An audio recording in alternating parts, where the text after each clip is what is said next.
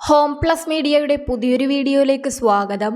എല്ലാ ദിവസവും ഏറ്റവും കുറഞ്ഞത് 7 മുതൽ 8 മണിക്കൂർ സമയം ഓരോരുത്തരും സ്വന്തം മെത്തയിൽ ചിലവഴിക്കാറുണ്ട്.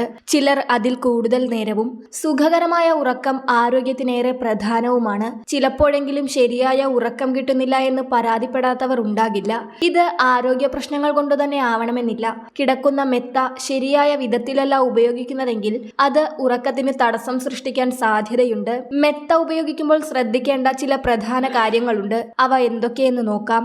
എല്ലാ മുറികളിലേക്കും ഒരേ തരം മെത്ത വാങ്ങാതെ അവയിൽ കിടക്കുന്ന ആളുകളുടെ വ്യക്തിഗത പ്രത്യേകതകൾ മനസ്സിലാക്കി അതിന് യോജിച്ച മെത്തകൾ തിരഞ്ഞെടുക്കാം. ഉദാഹരണത്തിന്, ശരീരഭാരം ഏറെയുള്ളവർക്ക് അധികം മാർദ്ദവമുള്ള മെത്തകൾ അനുയോജ്യമായെന്ന് വരില്ല. അതേസമയം പ്രായമായ വ്യക്തികളാണെങ്കിൽ അവർക്ക് മൃദുവായ മെത്തകളാണ് ഉചിതം. ശരീരത്തിന് കൃത്യമായി താങ്ങു നൽകുന്ന മെത്തകൾ തന്നെ തിരഞ്ഞെടുക്കുവാൻ ശ്രദ്ധിക്കുക.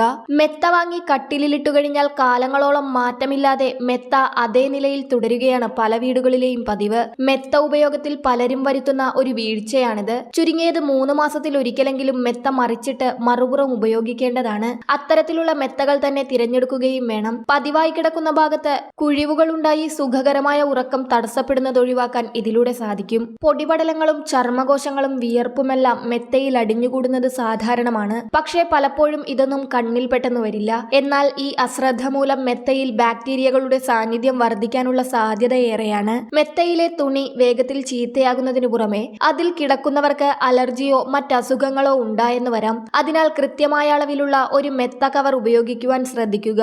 ഇത് സമയാസമയങ്ങളിൽ കഴുകി വൃത്തിയാക്കുന്നുണ്ടെന്ന് ഉറപ്പുവരുത്തുകയും ചെയ്യുക.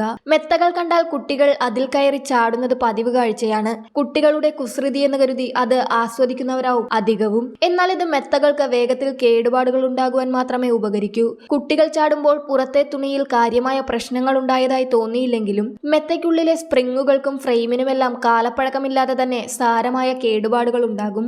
മെത്തകൾ വാങ്ങുമ്പോൾ അതിനൊപ്പം അവ എങ്ങനെ പരിപാലിക്കണമെന്നത് സംബന്ധിച്ച് നിർദ്ദേശങ്ങളും ഉണ്ടാകും. എന്നാൽ പലരും അത് വായിക്കുക പോലും ചെയ്യാതെ ഒഴിവാക്കുകയാണ് പതിവ്. ഓരോ മെത്തയുടെയും നിർമ്മാണവും പരിചരിക്കേണ്ട രീതിയും വ്യത്യസ്തമാണ്. അതിനാൽ നിർമ്മാതാക്കളുടെ നിർദ്ദേശങ്ങൾ കൃത്യമായി മനസ്സിലാക്കി അത് പാലിക്കാൻ ശ്രദ്ധിക്കുക. ഇതിനെല്ലാം പുറമെ വീട് മാറുന്ന സമയത്ത് മെത്തകൾ മടക്കിയെടുക്കുന്നതും വളർത്തുമൃഗങ്ങളെ യഥേഷ്ടം മെത്തയിൽ വിഹരിക്കാൻ അനുവദിക്കുന്നതുമെല്ലാം അവയ്ക്ക് കേടുപാടുകൾ ഉണ്ടാക്കുന്ന കാര്യങ്ങളാണ്. നമ്മുടെ ആരോഗ്യവുമായി ഏറ്റവും അധികം ബന്ധപ്പെട്ട് കിടക്കുന്ന മെത്തകൾ കൃത്യമായി പരിചരിച്ചാൽ അവ ഏറെക്കാലം ഈടുനിൽക്കുകയും സ്വസ്ഥമായ ഉറക്കം ഉറപ്പാക്കാനാകുകയും ചെയ്യും. വളരെ പ്രധാനപ്പെട്ട ഇൻഫർമേഷൻ മറ്റുള്ളവർക്കും ഷെയർ ചെയ്യുക.